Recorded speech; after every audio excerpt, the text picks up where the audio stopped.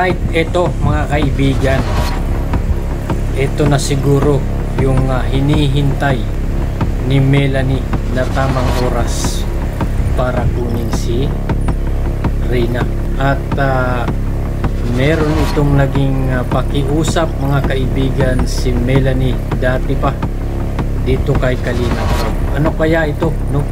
At ito po ang alamin natin mga kaibigan, at dito sa video ito ay talagang malalaman nyo po kung ano yung naging pakiusap ni Melanie, no, dito kay Kalinga Prab, na baka ito na ang iniisip ni Melanie na tamang pagkakataon para kunin niya na itong anak niya.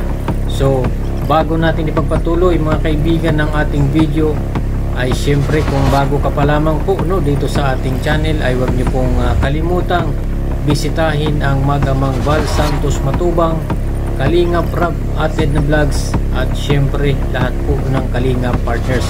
At binabati ko rin po kayo ng isang mapagpalang araw sa inyong lahat, saan mga sulok po kayo ng mundo naroon, anuman ang iyong ginagawa sa mga oras na ito.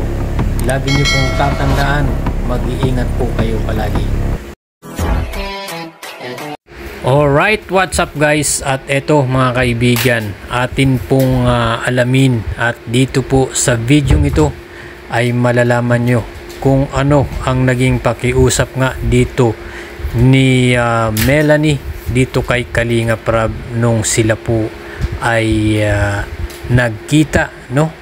At meron po tayong isang video clips mga kaibigan mula ito sa channel po ni Kalinga Prab, no, na yun po yung time na itong si Melanie ay napasugod po ito sa bahay ni Ate Roda, no, itong si Melanie. At ito pong video ito ay 11 months ago na, no, at atin pong balikan mga kaibigan sa video ito kung ano ang naging pakiusap niya dito kay Kalinga Prab patungkol nga dito sa kanyang anak na si Reyna. At dahil nga sa pakiusap na ito ni Melanie ay baka, no, baka ito na yung naiisip ni Melanie na tamang oras para kunin niya na ang kanyang anak, no. So ito po, panoorin po muna natin bago tayo gumawa ng isang reaksyon at syempre ang ating sariling opinion. Pero kayo pa rin masusunod, kayo nanay. Siya nga po. Gusto kayo nyo, edi... Kaya habang hindi pa magaling nga si Reyna, dito na muna si Rab. Saka may bago kaming di ba Ate Roda pinanong ko nakaraan? Ha, Kuya Rab ha. Ate Dulos Rey. Habang hindi pa magaling si Reyna, dito na muna. Opo. Alright, so yun nga mga kaibigan, napakalinaw po sa video, at dito nga sinabi ni Melanie na parang siya po ay nakikiusap dito kay Kalinga Prab, no, na para sa anak niya, para dito kay Reyna, na sana hanggat hindi pa po magaling ang kanyang anak ay dapat ay kumbaga sana ay nandito pa kina Kalinga Prab, no. So itong video itong mga kaibigan ay kuha ito mula sa channel po ito ni Kalinga Prab, at ito pong video ito ay 11 months ago na, no. Ito po yung time na nauna pang dating kinuha, no, dati po ay binawi na ito, no, si Reyna dito kay Ate Roda, no, dahil nga po sila na nga daw po ang bahalang mag-alaga dito kay Reyna nung una. At yun nga, parang nagkaroon na naman ulit ng parang problema, no, dito kay Reyna, ay mismong ang nanay na or si Melanie na ang kumuha dito kila Nestor, kila tatay Nestor, no, kay Reyna, para itong si Reyna ay dalhin ng nanay niya or ni Melanie dito pabalik kay Ate Roda para muli pong paalagaan, no. At napakalinaw nga po, no, doon sa video sa pag-uusap nila, no, na parang nakikiusap nga itong si Melanie dito kay Kalinga Prab na sana, no, ay hanggat hindi pa po magaling ang kanyang anak ay sana ay nasa pangangalaga pa ng kalingap. Kaya naman siguro no mga kaibigan no napapanood niya or siyempre nakikita naman ni Ate Melanie no na itong si Rina siguro ay nakikita niya na malaki na ang pagbabago, yung improvement niya sa kanyang sarili na talagang parang unti-unti nang gumagaling no itong si Rina, pero hindi pa po ito totally magaling si Rina no. Nakikita naman natin na medyo marami pang dapat malaman no or dapat matutunan itong si Rina no. At nakakatuwa nga no dahil sa tulong or dahil sa pangangalaga sa pag-aalaga ng ni Ate Roda dito kay Rina no, sa binibigay na pagmamahal at pag-aaruga no, tamang pag-aaruga, ay talagang nabago din ang buhay ni Rina no. Malaki ang nagbago sa buhay ni Rina.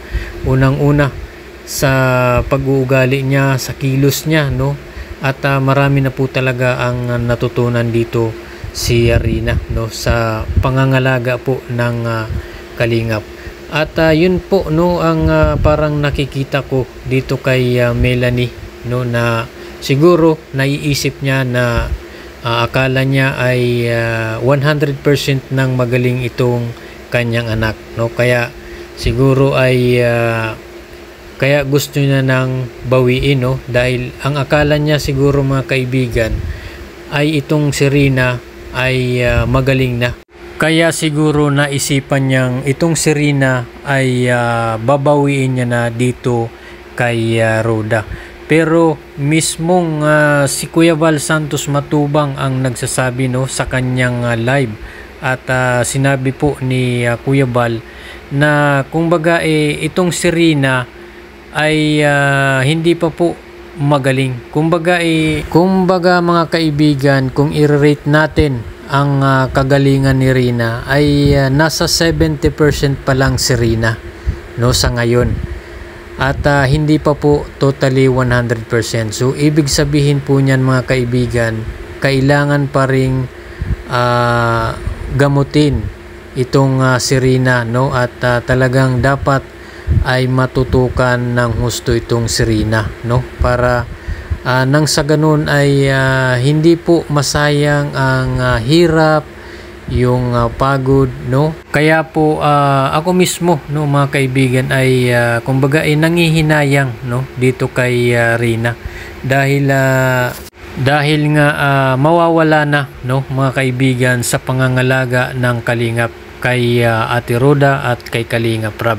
So nakakapanghinayang dahil andito na tayo malapit na po tayong kumbaga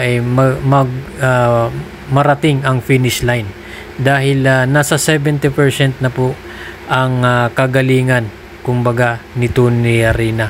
At yun nga no, sayang dahil binabawi na po ito ni Melanie na siguro no na baka ay sa tingin po ni Melanie ay magaling na po itong si Rina. So hindi po natin alam no, hindi ko po alam kung ano talaga ang totoong dahilan dito ni Ate Melanie no, na kung bakit niya talagang kukunin or binawi itong si Rina no. Pero parang ito nga yung pagkakataon siguro no na akala niya ay magaling na itong si Rina, kaya gusto niya na itong bawiin no. Dahil ayon nga doon sa video no na ating napanood no, ay talagang yun ang pakiusap niya dito kay Kalingap Rab na kapag magaling na itong si Rina ay kumbaga kukunin niya na, dahil ang pagkasabi niya mismo doon no, habang hindi pa po magaling itong si Rina ay sana ay nasa pangangalaga pa ng kalingap. So siguro ito na yung naisip niya na tamang panahon no, na akala niya ay magaling na po ang kanyang anak, kaya binabawi niya na. So hindi po natin alam no, hindi ko po alam kung ano talaga ang dahilan ni Ate Melanie. Pero ayon nga kay Kalingap Rab no, dahil siya naman po ang magulang nito, siya na po ang nanay, ay siya po ang may karapatan po sa lahat, no, para dito kay Rina.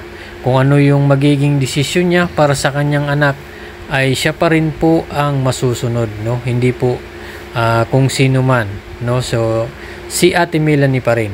So sana, no, ay talagang mapangalagaan, no, ng mabuti at syempre sana ay gumaling na itong si Rina. So yun lamang po mga kaibigan, sana po ay patuloy po nating suportahan ang Team Kalingap, no, lalong lalo na ang mag-amang Val Santos Matubang, Kalingap Rab, Ated na Vlogs, Ruda Mix Vlog at syempre lahat po ng Kalinga Partners. Maraming salamat po sa inyong panonood. At syempre, kung bago ka pa lamang po dito sa ating channel, huwag niyo pong kalimutang mag-like at subscribe at paki-hit na lang po ng notification bell para updated ka sa ating mga bagong i-upload na mga videos. Salamat po at God bless you.